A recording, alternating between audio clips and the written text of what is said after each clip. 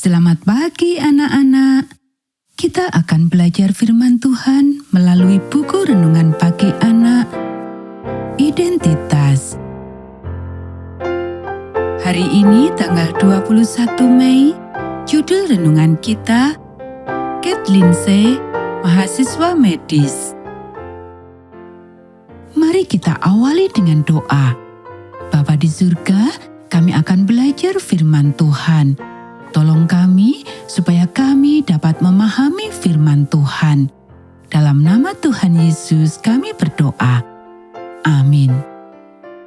Anak-anak, ayat inti renungan pagi kita hari ini diambil dari kitab Kejadian pasal 18 ayat 14. Adakah sesuatu apapun yang mustahil untuk Tuhan? Pada suatu saat dalam pengejarannya akan pengetahuan dan tekadnya untuk menemukan cara untuk membuat jejaknya di dunia, Kate mendapatkan sebuah buku tentang Florence Nightingale. Itu adalah salah satu dari aha moment yang tidak semua orang cukup beruntung untuk memilikinya. Saya akan menjadi perawat, seru Kate. Jadi, bayangkan kegembiraannya ketika menemukan seorang pria muda, Tuan Porter, seorang kepala sekolah setempat yang benar-benar menyukai seorang wanita yang memiliki otak, tertarik pada politik seperti dirinya, dan bahkan tahu tentang Florence Nightingale. Keduanya menjadi teman dekat dan kemudian bertunangan. Kate mencurahkan seluruh jiwanya untuk mempersiapkan pernikahan, seperti yang ia lakukan dalam segala hal lain dalam hidupnya. Kemudian, kengerian perang saudara membayang di depan mata. Tuan Porter pergi ke kamp pelatihan dan meninggal karena pneumonia.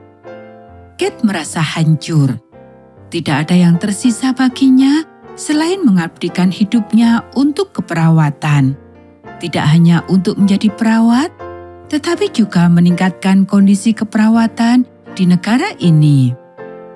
Anak-anak, keperawatan masih kurang diperhatikan, dan pendidikan untuk perawat praktis tidak ada. Kate terus membaca buku Nightingale yang kini berada di Crimea dan mengetahui sesuatu yang disebut obat air yang terdengar jauh lebih masuk akal daripada praktik medis abad pertengahan pada zamannya. Dia ingin pergi dan belajar di sebuah institusi kesehatan di New Jersey. Orang tuanya menentang dan mengatakan bahwa ia harus pergi ke sana sendiri. Sekarang, mereka pasti sudah tahu bahwa dia akan melakukannya. Dan dia melakukannya. Selama 2 tahun, dia memperdalam pengetahuannya. Kemudian, karena tidak ada sekolah yang bagus untuk keperawatan, ia memutuskan untuk masuk ke sekolah kedokteran. Universitas Michigan telah mulai menerima perempuan meskipun penduduk kota berpikir bahwa gadis yang akan kuliah di perguruan tinggi pria tidak boleh benar-benar seorang wanita, dan bahkan beberapa fakultas menentangnya. Profesor Yunani itu sangat menentang.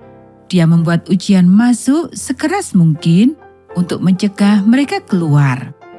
Baiklah, Nona, apa yang Anda ketahui tentang bahasa Yunani? Dia menyerahkan halaman demi halaman bahasa Yunani kepada Kate untuk diterjemahkan. Anak-anak, demikianlah renungan pagi kita hari ini. Mari kita akhiri dengan doa. Tuhan Allah, semoga saya memiliki keberanian dan keteguhan hati seperti ini, bahkan jika panggilan khusus saya tidak sejauh panggilan Kate Lindsay. Saya juga harus bertahan menghadapi cobaan dan kesedihan. Saya juga harus menghadapi pertentangan dan mungkin tuduhan palsu dalam hidup saya. Biarkanlah saya berdiri bersamamu, tidak peduli dengan pendapat orang lain jika saya menyenangkanmu. Amin.